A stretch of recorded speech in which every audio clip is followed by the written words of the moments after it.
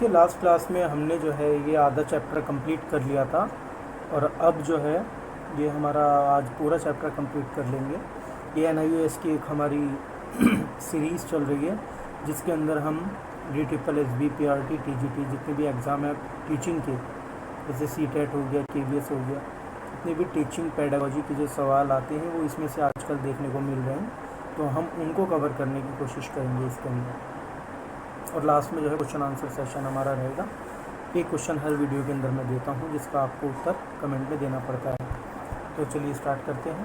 देखिए आज का जो थोड़ा सा मैं आपको बेसिकली बता दूँ लास्ट वीडियो के अंदर क्या था, और अगर किसी ने लास्ट वीडियो नहीं देखी है तो डिस्क्रिप्शन में आपको लिंक मिल जाएगा, वहाँ सर आप जो है जाकर वीडियो को देख लें, क्योंकि तभी आपको ये वीडियो अच्छे से समझ आएगी। तो देखिए इसके अंदर हमने जो लास्ट क्लास में करा था वो करा था विकास और वृद्धि। विकास और वृद्धि जो है दोनों अलग अलग चीज़ें हैं। वैसे तो सुनने में तो सेम लगता है कि विकास मतलब भी बढ़ना, वृद्धि मतलब भी बढ़ना। लास्ट क्लास के अंदर हमने ये करा था कि वृद्धि जो है वो क्या होती है, उसके क्या क्या कॉन्सेप्ट हैं, विकास क्या क्या होता है, किस तरीके से होता है, ये हमने सब पढ़ा था। और आज जो है हम उसी को ही आगे चैप्टर को कंप्लीट करने जा रहे हैं। ठीक है, तो देखिए करते हैं स्टार्ट आज का। 1 मिनट, हाँ हो रही रिकॉर्डिंग।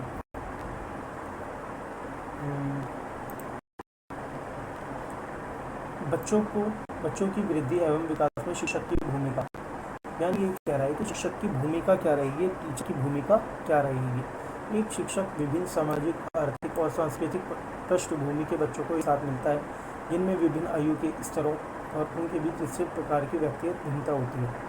आपको ये बात तो मालूम ही होगी कि जाहिर सी बात है, अगर हम एक क्लास के अंदर जा रहे हैं पढ़ाने के लिए, तो हर बच्चा कुछ ना कुछ डिफरेंस होगा उसके अंदर। किसी की लैंग्वेज अलग होगी, यानी किसी की बोली अलग होगी, लैंग्वेज में बोली अलग होगी, किसी की बोली अलग होगी, किसी का सब कुछ अलग अलग देखने को मिलता है हमें। तो ये सांस्कृतिक पृष्ठभूमि से, ठीक है, सबका अलग हो सकता है। कोई भी किसी भी धर्म का हो सकता है। कोई साउथ का बच्चा जो है दिल्ली में पढ़ने के लिए आएगा, तो उसे क्या क्या होगा, ठीक है, वो चीज़ है। व्यक्तिगत विभिन्नता होती है।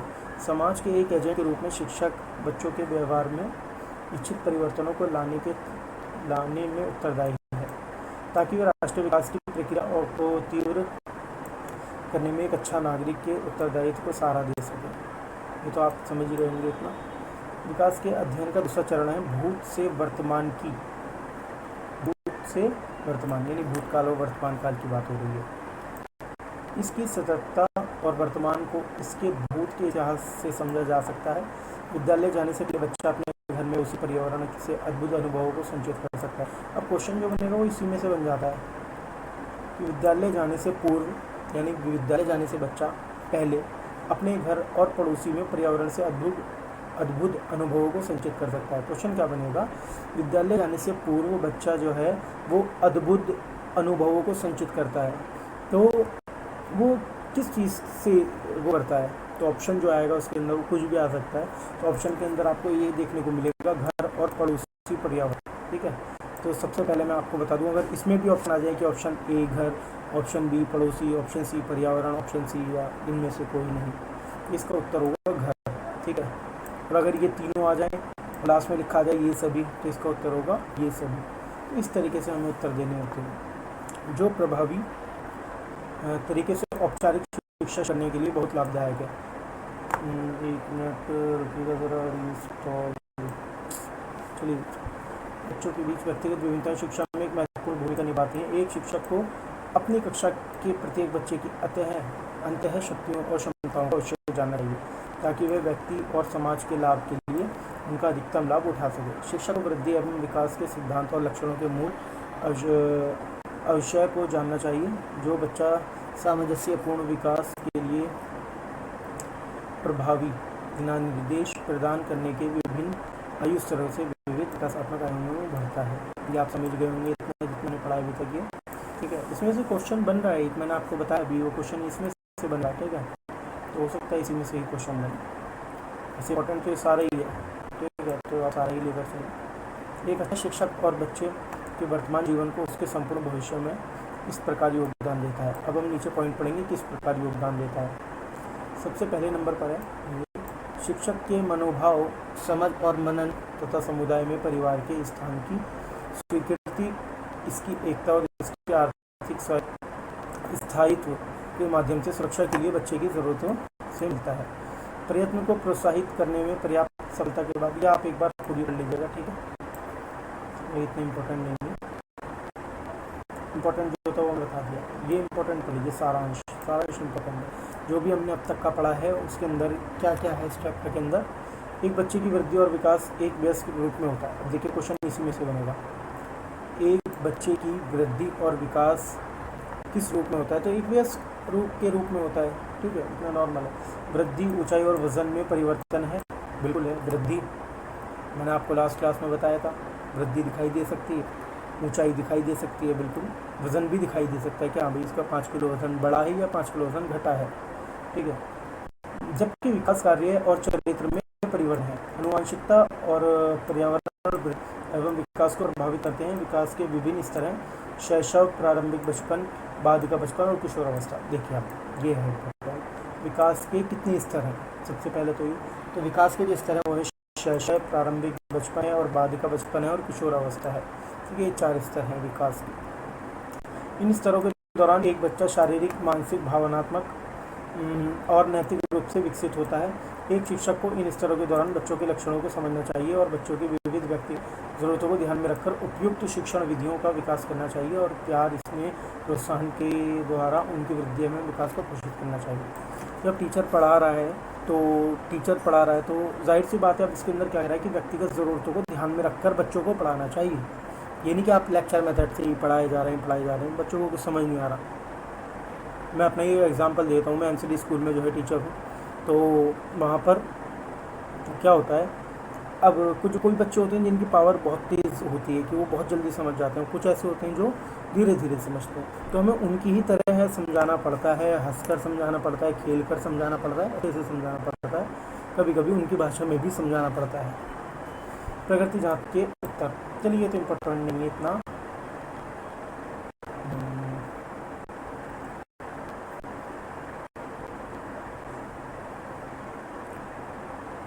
देखिए ये इकाई 2 शुरू हो गई है यहाँ पर, आनुवंशिकता एवं वातावरण। आनुवंशिकता आपको पता ही होगी क्या है, और वातावरण भी आप सभी जानते हैं क्या होता है। प्रस्ताव में एक बार हम पढ़ लेते हैं कि हम इसके अंदर क्या क्या पढ़ने के लिए जा रहे हैं। विद्यालय स्तर पर कार्यरत शिक्षकों के रूप में आपको अवश्य ध्यान देना चाहिए कि यदि गमकर्ता संकल्पनाओं का अधिगम भिन्नता पूर्वक करते हैं। अधिगमकर्ताओं में से कुछ शीघ्रता से सीखते हैं और कुछ अन्य धीरे धीरे। उदाहरण के लिए फूल या एक पौधे का आरेख खींचने के एक केस लेते हैं। आपको ऐसे क्या सोचना, देखिए ये इम्पोर्टेंट है। यहाँ से आपकी उनकी लिखावट या विद्यालय विषयों में शैक्षिक उपलब्धि की एक निश्चित विविधता अवश्य अवलोकित किया होगा। ऐसी विविध अनुक्रियाओं के क्या कारण हो सकते हैं, ये क्वेश्चन बनता है सीधा। एक स्वीकार्य उत्तर देना कठिन होता है। इस प्रश्न के उत्तर में आप 2 स्पष्ट कारण हो सकते हैं, वो है कौन कौन, आनुवंशिकता और पर्यावरण, ठीक है। आगे देखते हैं क्या कह रहा है। बच्चे की समझ के प्रथम इकाई में वृद्धि एवं विकास को प्रभावित करने वाले कारकों से संबंध क्षेत्र का विस्तृत वर्णन किया गया है।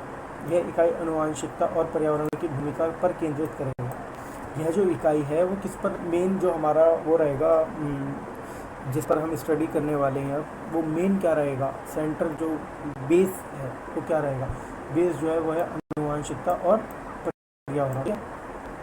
आनुवंशिकता को एक आंतरिक कारक के रूप में, पर्यावरण को एक बाह्य कारक के रूप में विचारित किया गया है। ये इम्पोर्टेंट है। सवाल यही बनता है कि आनुवंशिकता को किस कारक के रूप में विचारित किया गया है। तो जो अभी मैंने आपको बताया, आनुवंशिकता को आंतरिक कारक, अंदर का इंटरनल कारक के रूप में विचारित किया गया है, और पर्यावरण को बाह्य कारक पर। अब देखिए मैं आपको एक बता दूं किस तरीके से आपको ये समझना है। आनुवंशिकता यानी कि जो भी चीज़ हमें हेरिडिटी से मिली है, वंशानुक्रम जिसे हम बोल देते हैं, ठीक है। और यहाँ पर कह रहा है ये, इसके अतिरिक्त आप विद्यार्थी अधिगम को साध्य करने के शिक्षण में, बहस संगठन में आनुवंशिकता और पर्यावरण के शैक्षिक तात्पर्यों के बारे में भी सीखेंगे। देखते हैं अब आगे। आनुवंशिकता का अभिप्राय। आनुवंशिकता निषेचित अंडाणु में उपस्थित संभावित विशेषताओं का संपूर्ण योग है। विशेषताएं जिन्हें बच्चे अभिभावकों से वंशानुगत प्राप्त किया है आनुवंशिकता कहलाती है। जैसे कि अभी मैंने बताया, वंशानुक्रम से जो चीज़ें मिली हैं। अभिप्राय जानने के बाद एक व्यक्ति आनुवंशिकता की बनावट के बारे में जानना अनिवार्य है। जैविक रूप से वह कैसे जन्म लेता है, जिनकी एकमात्र कोशिका से शुरू कर देता है। संकल्प सिद्धांत। नर और मादा जनन कोशिकाओं के संयोग से अंडाणु निषेचित होता है। निषेचित अंडा जो है उसको क्या बोलते हैं, जाइगोट के रूप में जानते हैं। अब देखिए ये क्वेश्चन भी बन सकता है बिल्कुल जीएस के अंदर कि निषेचित अंडा जो होता है नर और मादा के अंदर, जन कोशिका के अंदर जो जनन कोशिकाएं होती हैं उनके अंदर, उसको हम बोलते हैं जाइगोट। ठीक है, क्या बोलते हैं, जाइगोट। जाइगोट के रूप में जाना जाता है। ये आपने पढ़ाई होगा, जाइगोट होता है। जाइगोट का अगला क्रम जो होता है वो 46 क्रोमोसोम्स होते हैं। कितने होते हैं क्रोमोसोम्स, यानी गुणसूत्र होते हैं 46। कितने होते हैं 46। तो आप एक याद कर लीजिए 46। 23 आते हैं नर से और 23 आते हैं मादा से। ठीक है, 23 आते हैं मर्द से और 23 आते हैं औरत से। तो ये टोटल कितने हो गए 46 क्रोमोसोम। ठीक है, प्रत्येक गुणसूत्र में लगभग 40 से 100 जीन होते हैं। जीन विशेष गुणों के विकास के लिए उत्तरदायित्व पीटरसन के शब्दों में, पीटरसन एक साइकोलॉजिस्ट के शब्दों में आनुवंशिकता को इस प्रकार परिभाषित किया गया है कि अपने अभिभावकों के पैतृक भंडार का क्या प्राप्त है। डॉगलस और हॉलैंड कहते हैं आनुवंशिकता से अभिभावकों और पूर्वजों से व्युत्पन्न शारीरिक चरित्र कार्यों या क्षमताओं को संपूर्ण संरचनाएं होती हैं। एफ.एल. रेश ने कहा है आनुवंशिकता को जैविक रूप से संचालित कारकों का संपूर्णता से विचार करते हैं जो शरीर की संरचनाओं को प्रभावित करता है। अधिगम ये इतना इम्पोर्टेंट नहीं है, ये आप एक बार पढ़ लीजिएगा केस अध्ययन में। ठीक है, ये इम्पोर्टेंट है। ठीक है, एक मिनट ज़रा रुकिएगा, मैं बता ही देता हूँ। फ्लेचर एक महान जो साहित्यज्ञ थे और पियानो वादक थे। ये इंपॉर्टेंट हो सकता है, यहीं से क्या पता क्वेश्चन कुछ भी क्वेश्चन दे सकता है भाई। DTFLS भी बिल्कुल पागल है, कुछ भी उठा के दे देगा कहीं से भी, तो हमें कहीं भी ढील नहीं छोड़नी है। तो फ्लेचर जो थे वो एक महान मैथमेटिशियन थे और जो है पियानो वादक थे, यानी पियानो बजाते थे। और उनकी पत्नी जो थी वो मेघना थी। अंतर्राष्ट्रीय स्तर पर लोकप्रिय एक हिंदुस्तानी शास्त्रीय गायिका है। उनके 2 बच्चे हैं। बेटा जो है आर्यन का, बेटे का नाम है आर्यन, जो है 15 साल का है, जो विज्ञान और गणित अध्ययन में बहुत अधिक रुचि रखता है। वह वाद्य संगीत में भी रुचि रखता है। उसने पहले ही संगीत को राष्ट्रीय स्तर की कुछ चैंपियनशिप जीती हैं। उनकी एक 12 वर्षीय पुत्री जो है वो कटरीना है। वह संगीत और अंग्रेजी साहित्य से बहुत अधिक रुचि रखती हैं। दोनों बच्चे विद्यालय अध्ययन में श्रेष्ठ हैं, जो अपने सभी विद्यालय विषयों में लगभग 96 अंक प्राप्त करते हैं। इससे पता चलता है हेरिडिटी। वंशानुक्रम में उन्हें क्या मिला है, वंशानुक्रम में उन्हें मिला है शास्त्रीय। ठीक है, उन्हें क्या मिला है, देखिए आप, जैसे कि मैंने आपको बताया कि वो जो है गणित में भी रुचि रख रहा है, विज्ञान में भी रुचि रख रहा है और वाद्य संगीत में भी रुचि रख रहा है। तो जो वाद्य संगीत है ये हो सकता है उसे जो है हेरिडिटी से मिली हो। ठीक है, उपयुक्त केस के अध्ययन सहायता से लोग क्वेश्चन होता है। वातावरण का अभिप्राय, आप सभी जानते हैं वातावरण क्या होता है। पर्यावरण का अभिप्राय प्रेरण संपूर्णता से है, जो कि व्यक्ति के चारों ओर बिना कुछ भी प्राप्त किए अवयव से टकराता है, जो पर्यावरण कहा जा सकता है। एनेस्टैक्सी के अनुसार पर्यावरण सब कुछ है जो व्यक्ति के जीवनों के अतिरिक्त व्यक्ति को प्रभावित करता है। डॉगलस और हॉलैंड के अनुसार पर्यावरण बाह्य शक्तियों, कई बार क्या होता है डेफिनेशन यूज किया जाती है, पूरी की पूरी हो सकता है कि इसके ये लिख देंगे पर्यावरण बाह्य शक्तियों, प्रभावों और स्थितियों का समुच्चय है जो जीवन, प्रकृति, व्यवहार, वृद्धि एवं विकास को प्रभावित करता है। तो हो सकता है कि यही पूछ ले किसके अनुसार है, तो हॉलैंड के अनुसार है, डॉगलस और हॉलैंड के अनुसार। ठीक है, डॉगलस और हॉलैंड के अनुसार है ये जो अभी हमने पढ़ा है। पर्यावरण में विविध प्रकृति को शक्तियाँ जैसे भौतिक, सामाजिक, नैतिक, भावात्मक, आर्थिक, राजनीतिक, सांस्कृतिक शक्तियाँ होती हैं। एक अनुकूल वातावरण बच्चे की जन्मजात योग्यताओं को पोषित करता है। गिलबर्ट के अनुसार पर्यावरण तात्कालिक पर्यावरण में कुछ भी है जो एक वस्तु से इस पर प्रत्यक्ष प्रभाव डालता है। ठीक है, आनुवंशिकता के पक्ष में तर्क। जुड़वा का अध्ययन 2 प्रकार के जुड़वा बच्चे होते हैं, समरूप और भ्रातर सुलभ जुड़वा। समरूप जुड़वा एक अंडाशय से विकसित होते हैं और जो भात्र सुलभ जुड़वा वो दो पृथक अंडाणु के अंकुरण से उत्पन्न होते हैं। समरूप जुड़वा जो है एक दूसरे के सदृश होते हैं और हमेशा ही एक लिंग के होते हैं, जबकि भ्रातृ सुलभ जो है जुड़वा वास्तव में इस समय पर केवल एक भाई और एक बहन ही होते हैं। ये भी इम्पोर्टेंट है। थॉर्नडाइक, न्यूमैन, फ्रीमैन और बिंगफील्ड और अन्य दूसरों ने जुड़वा अध्ययन किया तो उन्होंने निष्कर्ष निकाला कि व्यक्तिगत विभिन्नता उत्पन्न करने में आनुवंशिकता एक महत्वपूर्ण कारक है। एक दूसरा अध्ययन विंगफील्ड के द्वारा गया जिसका निष्क्रिय निम्नलिखित है। एक तो ये था विवरण करा है बुद्धि लब्धि और उनके बीच अंतर संबंधों के गुमान। बुद्धि लब्धि तो आपको पता ही है, ठीक है, IQ लेवल से हम बोलते हैं। समरूप जुड़वा उनका 0.90 और ये भात्र सुलभ का 0.70। सहेदरों का ये मैं आपको अगली वीडियो के अंदर बताऊंगा किस तरीके से क्या क्या होता है, ठीक है।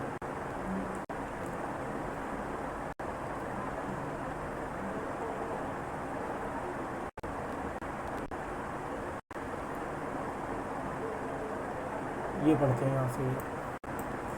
आनुवंशिकता एवं पर्यावरण के सापेक्षिक अभिप्राय। आनुवंशिकता को जैविक रूप से संप्रेक्षित कारकों की संपूर्ण परिभाषित किया गया जो शरीर की संरचना को प्रभावित करता है और पर्यावरण स्थितियों को संपूर्णता है जो व्यवहार को प्रेरित करता है एवं या व्यवहार में आधुनिकता यानी कि बदलाव लाने का कार्य करता है। आनुवंशिकता और पर्यावरण दोनों एक व्यक्ति के जीवन में महत्वपूर्ण हैं, दोनों विकास के निधिरिक हैं।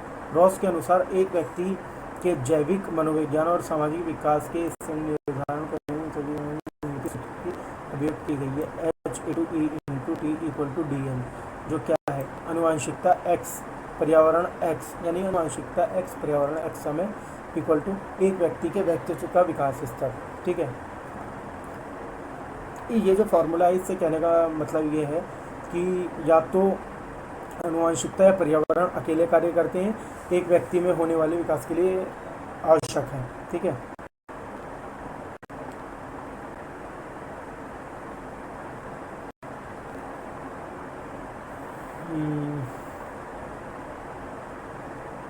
क्योंकि जो इम्पोर्टेंट है मैं सारांश और पढ़ लीजिएगा एक बार, आप इसका स्क्रीनशॉट ले लीजिएगा, ये पढ़ लीजिएगा, ठीक है।